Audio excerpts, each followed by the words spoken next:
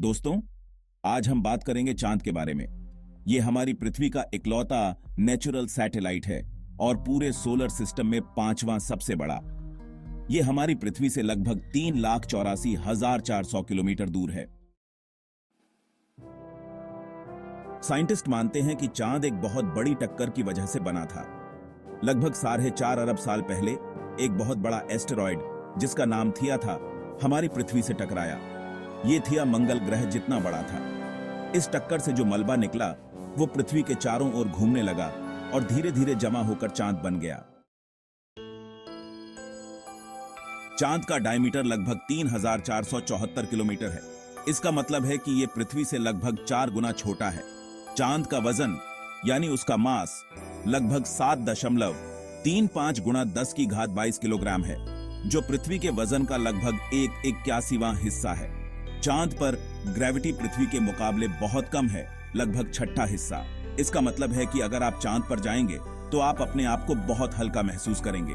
चांद पृथ्वी के चारों ओर एक अंडाकार रास्ते पर चक्कर लगाता है, इसीलिए कभी कभी यह ज्यादा दूर दिखता है और कभी कभी ज्यादा पास। चांद के बीच में एक कोर है जो लोहे और निकल जैसी धातुओं से बना है। कोर के ऊपर मेंटल होता है जो ज्यादातर सिलिकेट्स से बना है। चांद की सबसे ऊपरी परत को क्रस्ट कहते हैं और यह सिलिकॉन, ऑक्सीजन, मैग्नीशियम, लोहा, कैल्शियम और एल्यूमिनियम से बनी है।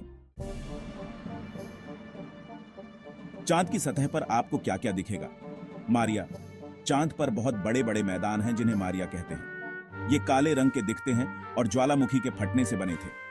क्रेटर्स। चांद पर आपको बहुत सारे गड्ढे दिखेंगे जिन्हें क्रेटर्स कहते हैं। ये गड्ढे उल्कापिंडों के टकराने से बने थे। पहाड़ और घाटियां। जी हां, चांद पर पहाड़ और घाटियां भी हैं जो लाखों करोड़ों साल पहले हुई हलचल की वजह से बने थे। अब देखते हैं कि चांद कैसे घूमता है। रोटेशन। चांद अपनी धुरी पर लगभग 27.3 दिन में एक चक्कर पूरा करता है। रेवोल्यूशन। चांद पृथ्वी का एक चक्कर भी लगभग 27.3 दिन में पूरा करता है। इसीलिए हमें चांद का हमेशा एक ही हिस्सा दिखता है। इसे टाइडल लॉकिंग कहते हैं। आपने देखा होगा कि चांद हर रात अलग अलग आकार का दिखता है। यह इसलिए होता है क्योंकि सूरज की रोशनी चांद के अलग अलग हिस्सों पर पड़ती है। न्यू मून, अमावस्या।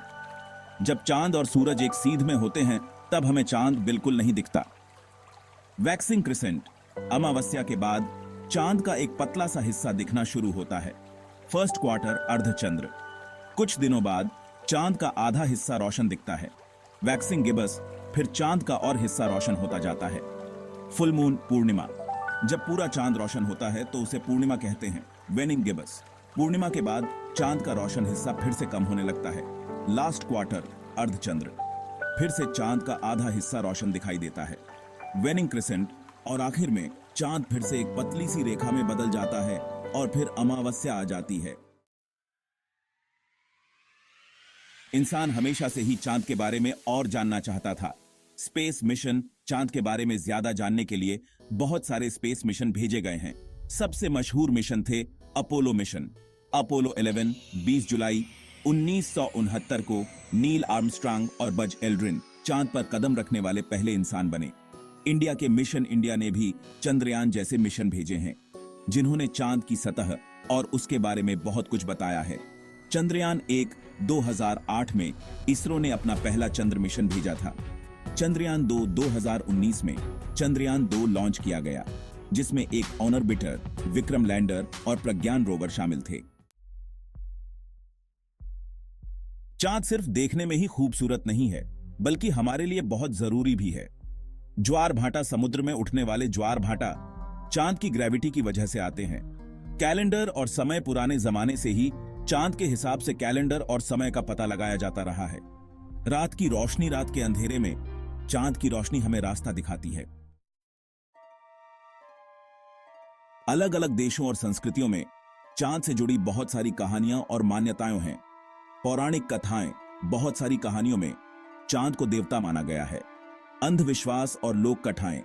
चांद के बारे में बहुत सारे अंधविश्वास और लोक कथाएं भी हैं, जैसे कि चंद्र ग्रहण के बारे में। तो दोस्तों, चांद हमारी पृथ्वी का एक अद्भुत साथी है। जिसका हमारे जीवन में बहुत महत्व है। ये हमें रात की रोशनी देता है, ज्वार भाटा लाता है और हमारे कैलेंडर को भी प्रभावित करता है।